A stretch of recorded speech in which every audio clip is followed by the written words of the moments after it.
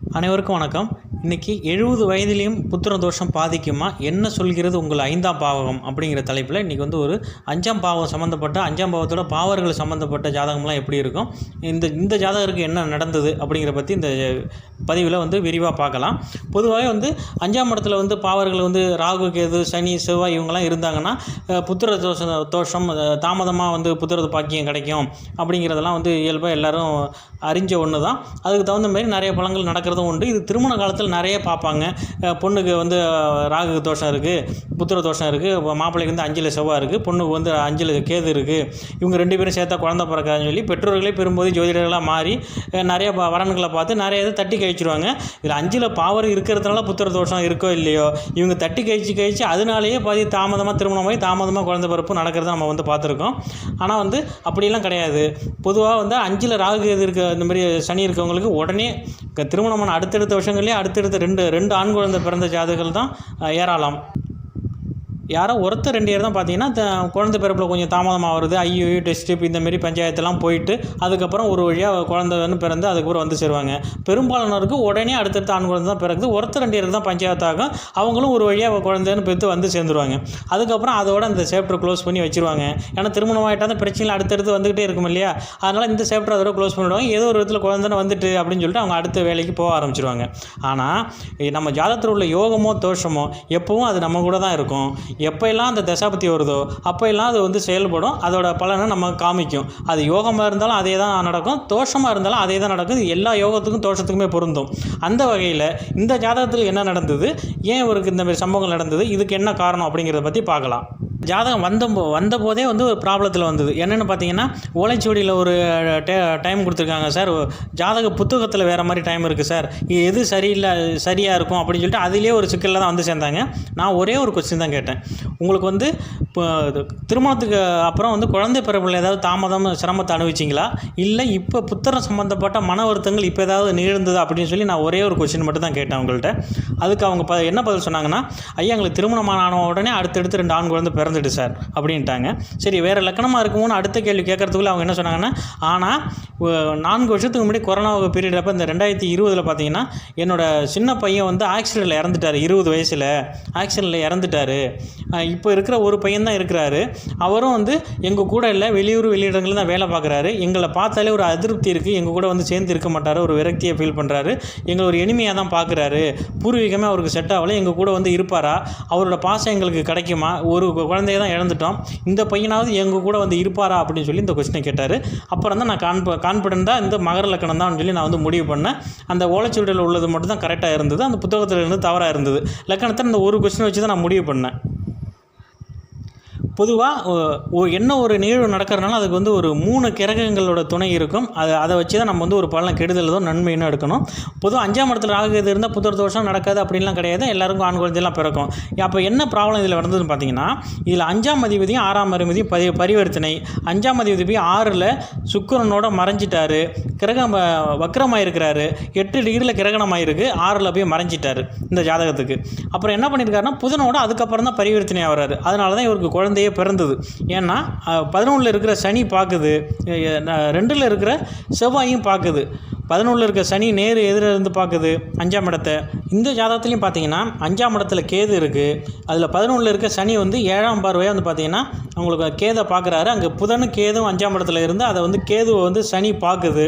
அதுவும் இல்லாமல் செவ்வாயும் உங்களுக்கு 2ஆம் இடத்துலேருந்து 4ஆம் பார்வையாக அந்த கேதுவை பார்க்குது. 5ஆம் இடத்துல ஏற்கனவே ஒரு பாவகிரகம் இருந்து கேது இருந்து அதை செவ்வாயும் பார்த்து சனியும் பார்த்து இங்கே 3 கிரகத்தோட பாவத்துவ அமைப்பில் 5ஆம் இடம் முழுவதுமாக பாதிக்கப்பட்டிருக்கு. சரி, 5ஆம் அதிபதியாக நல்லா இருக்காருன்னு பார்த்தா அவர் 6ஆம் இடத்துல போய் மறைஞ்சிருக்கிறாரு, வக்கரமாக இருக்கிறாரு, கிரகணமாக இருக்கிறாரு, இவ்வளோ பாதிப்புக்கு உள்ளாயிருக்கிறாரு. அதுக்கப்புறம் புத்திர காரகன் குருவாவது நல்லா இருக்கிறாருன்னு பார்த்தா அவர் 8ல் போய் மறைஞ்சிருக்கிறாரு, செவ்வாயும் நேராக பார்க்குது, சனியும் 10ஆம் பார்வையில் பார்க்குது. இங்கே புத்திரக்காரன் குருவும் 8ல் மறைஞ்சது இல்லாமல் சனி செவ்வாய் எடுத்து தாக்குதலுக்கு உள்ளாயிட்டாங்க. 5ஆம் இடமும் சனி செவ்வாய் தாக்குதலுக்கு உள்ளாயிட்டு அங்கே 5ஆம் இடத்துல கேது வேறு இருக்குது. 5ஆம் அதிபதியும் 6ஆம் இடத்துல போய் மறைஞ்சி அவரும் தாக்குதலுக்கு உள்ளாயிட்டார். அவர் பரிவர்த்தனைங்கிற ஒரு சாணபலம் பெற்றதுனால தான் அவருக்கு குழந்தைங்கிறது இவங்களுக்கு பிறந்தது. அதோட குருவும் அந்த சிம்மத்தோட வீட்டில் இருக்கிற நட்பு நிலையில் இருக்கிறதுனால அந்த குரு அவங்களுக்கு குழந்தைங்கிறது பிறந்தது. ஆனால் அதில் புத்திர தோஷத்தை பெரிய லெவலில் கொடுத்துட்டு உங்களுக்கு 2002லேருந்து உங்களுக்கு வந்து சனி மகா தசை நடந்துகிட்டு இருக்குது. அது நேராக 5ஆம் இடத்தை பார்த்து தசை நடத்துறதுனால சனி இருக்கிற இடத்தையும் கெடுப்பார், பார்க்குற இடத்தையும் கெடுப்பார். அந்த வகையில் இந்த ஜாதகத்தில் 5ஆம் இடத்தை பார்க்குறதுனால புத்திர ஸ்தானம் சம்மந்தப்பட்ட விஷயங்களை மன வருத்தத்தை கொடுக்குறாரு. அது 8ஆம் இடத்துல இருக்கிற குரு புத்தியில் ஒரு புத்திரத்தை இழக்கிறாரு. 2020 சனி மகா தசையில் குரு புத்தியில் புத்திரக்காரன் குரு இல்லையா, 8ஆம் இடத்துல மறைகிறார் இல்லையா, சனி செவ்வாய் தாக்குதலுக்கு உள்ளாகிறாரு இல்லையா, சனி தசையில் குரு புத்தியில் 2020 ஒரு 20 வயசு பையனை வந்து ஆக்சிடென்ட் ஆகி அவர் வந்து மரணத்தை சந்திக்கிறாரு. ஒரு பையனை இழக்கிறாரு. இன்னும் ஒரு பையன் தான் பாக்கியிருக்கிறாரு. அவரும் வந்து தன்னோட பூர்வீகத்திலேயோ தான் அப்பா அம்மா சொந்த பந்தத்தையோ எதுவுமே அவர் லைக் பண்ணல. அவர் வந்து விரக்தியின் உச்சத்தெலாம் இருக்கிறாரு. ஏதோ ஒரு மன திருப்திங்கிறது அவர் பூர்வீகத்திலேயே அப்பா அம்மா சம்மந்தமாக இல்லை அவருக்கு. அவர் தொடர்ந்து வெளியிடங்களே பயணிக்கிறாரு. இவங்க தான் உங்களுக்கு பணம் அனுப்புகிறாங்க. அவரும் சொந்த ஊருக்கு வர்றதுக்கு பிடிக்கல அவருக்கு. அது ஏன் அவர் எப்போ வந்து சேருவார், எங்கள் கூட கடைசி வரையும் பயணிப்பார், எங்களுக்கு வந்து ஏஜ் ஆகிட்டே போகுது, கடைசி காலத்தில் அந்த பையனோட ஆதரவாவது எங்களுக்கு கிடைக்குமாங்கிறது எங்களோட கேள்வியாகவே இருந்தது. ஆனால் அந்த பையன் ஜாதகத்தை வாங்கி பார்த்ததில் அவருக்கு 9ஆம் இடத்துல கேது இருந்து 9ஆம் இடம் பாதிக்கப்பட்டு அவருக்கு பூர்வீகம் அப்பா அவரோட ஆதரவு எதுவுமே கிடைக்கக்கூடாதுன்னு அமைப்பில் அவங்க ஜாதகம் இருக்குது. இவங்க ஜாதகத்தில் பையன் மூலம் எந்த ஆதாயமும் இருக்கக்கூடாதுங்கிற அமைப்பு இதில் இருக்குது. புத்திரரால் இவர்களுக்கு பலன் இல்லை அப்படிங்கிற அமைப்பில் இந்த ஜாதகம் இருக்குது. அவருக்கு அப்பாவுடைய சொந்த பந்தத்திலேயே ஆதரவு இல்லை, பூர்வீக ஆதரவு இல்லைங்கிற அமைப்பில் அந்த ஜாதகம் இருக்குது. ஸோ நான் சொல்லிட்டேன், அவர் வெளியிடங்களில் இருக்கிறது தான் நல்லது. அவருக்கு முடிஞ்ச வரையும் விலகியே இருக்கட்டும். உங்கள் மறைவுக்கு அப்புறம் அவர் வந்து அந்த சொத்து சுகத்தை எடுத்துக்கிட்டு போவார். அவர் வந்து இங்கேயே இருக்க மாட்டார், விற்று பணமாக தான் எடுத்துக்கிட்டு போவார். அவர் வெளியில் போய் தான் வசிப்பார், உங்கள் கூட கடைசி வரையும் இருக்க மாட்டார். அவர் வெளியில் இருக்கிறது தான் நல்லது அப்படின்னு சொல்லி நான் பலன் சொல்லியிருந்தேன். ஏன்னா அவங்களுக்கு ஆயுள் லக்னாதிபதி 8ஆம் இடம் அவங்களுக்கு எல்லாம் ரொம்ப நல்லா இருக்கிறதுனால அவங்களுக்கு ஆயுள் தோஷம்லாம் எதுவும் இருக்காது. அவர் சொந்த ஊர்லேயே அப்பாவோடய வந்து பயணிக்கிறது அமைப்புங்கிறது இல்லை. அதனால தான் அவர் விலகி இருக்கிறாரு. நானும் அவரை விட்டுருங்க, உங்களுக்கு வந்து இது தோஷமாக இருக்கிறதுனால ஏதோ பையனும் ஒருத்தர் வெளியிலேருந்து ஆதரவு கொடுப்பாரு, உங்கள் கூட வரமாட்டாருன்னு சொல்லி நான் வந்து பலன் சொல்லியிருந்தேன். இந்த ஜாதகத்தில் 5ஆம் இடத்துல வந்து கேது இருக்கிறதுனால தான் இந்த புத்திர சோகங்கிறது கிடையாது. இதில் வந்து மிச்ச கிரகங்கள் தாக்குதலுக்கு உள்ளானதுனால தான் இந்த புத்திர தோஷமே வந்து ஏற்பட்டு இந்தமாரி சம்பவங்கள் ஏற்பட்டது. பொதுவாக வந்து 5ஆம் இடத்துல எனக்கு சனி இருக்குது, ராகு இருக்குது, கேது இருக்குது, எனக்கு புத்திர பாதிச்சிருமான்னு சொல்லி உடனே பயந்துடாதீங்க. ஒரு கிரகம் மட்டும் இருந்து பாதிச்சதுன்னா ஒன்றும் பெரிய தாக்குதல் இருக்காது. மிச்ச புத்திரக்காரகன் குருவோ 5ஆம் அதிபதியாக நல்லா இருக்கும்போது இதில் ஒன்றும் பெரிய பிரச்சனைலாம் இருக்காது. வேணும்னா கொஞ்சம் வெளியிடங்களில் போய் சம்பாத்தியம் பண்ணிவிட்டு வீட்டுக்கு பணம் அனுப்பிட்டு இருப்பார். அவர் புத்திரோட பக்கத்தில் இருந்து உங்களால் பார்த்துக்க முடியாது.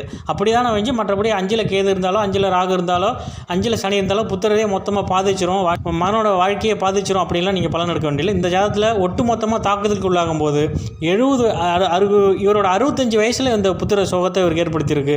என்ன வயசானாலும் எந்த தோஷமும் நம்மளை விட்டு போகாது. அந்த தசாபதிகள் நடந்து அந்த நேரத்தில் அவங்களுக்கும் டைம் சரியில்லைன்னா இந்தமாரி சம்பவங்கள் வந்து எந்த வயசுலையும் நடக்கிறது நம்ம பார்க்க முடியும்.